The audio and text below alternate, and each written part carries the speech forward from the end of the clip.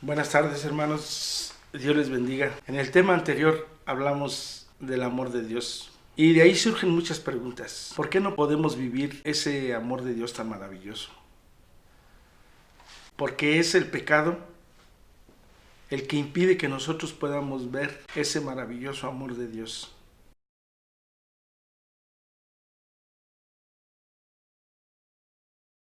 Hay muchos que se cuestionan por qué si Dios nos ama tanto, por qué he vivido estos traumas, estos complejos, estas frustraciones, por qué no experimento en mi vida personal ese amor de Dios, por qué he tenido consecuencias de una y de otra forma, por más que yo quiero las cosas no salen bien. La mayor parte de las situaciones por el pecado. El libro de Romanos dice, porque todos pecaron, todos estamos destituidos de la manifestación salvífica de Dios.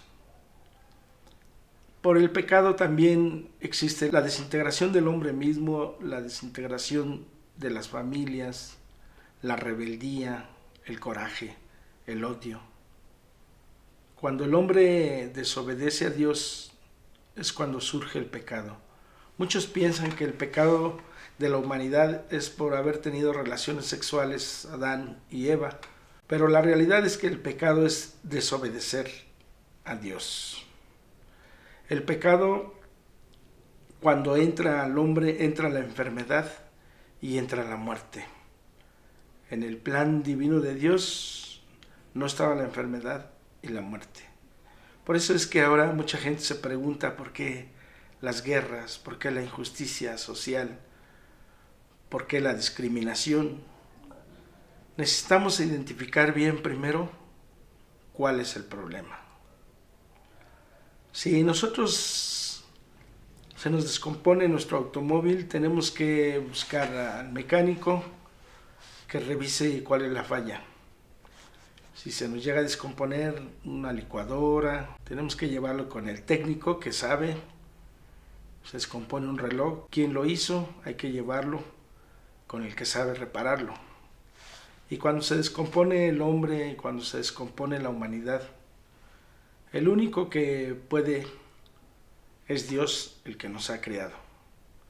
Ningún hombre puede enderezar al hombre, solamente Dios, que es el que nos ha creado y que tiene un verdadero plan para nosotros.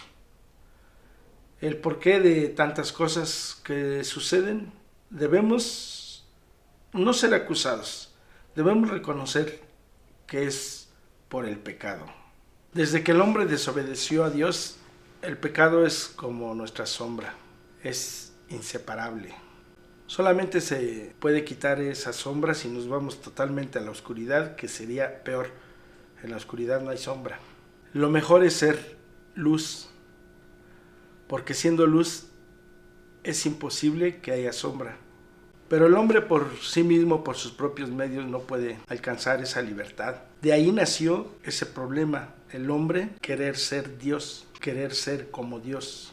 Y ahora para salvarnos necesitamos reconocer que somos pecadores y reconocer a nuestro Creador, que tiene la solución para nosotros. Es buscar al Salvador. En el Evangelio de Mateo, en el capítulo 16, en el versículo 24, Jesús dijo a sus discípulos: si alguno quiere ser discípulo mío, olvídese de sí mismo, cargue con su cruz y sígame. Porque el que quiere salvar su vida, la perderá. Pero el que pierda la vida por causa mía, la encontrará. Así es que en esta palabra de Dios nos dice cuál es la solución.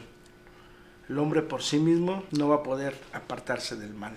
Las mentiras y los engaños del Satanás, que es el enemigo de Dios, ahorita están a la orden del día. Para que nosotros podamos apartarnos del mal, necesitamos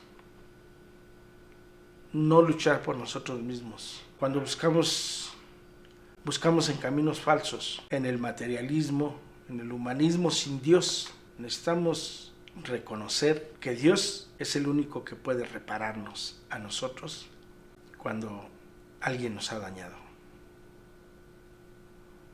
Dios les bendiga, hermanos. Gracias.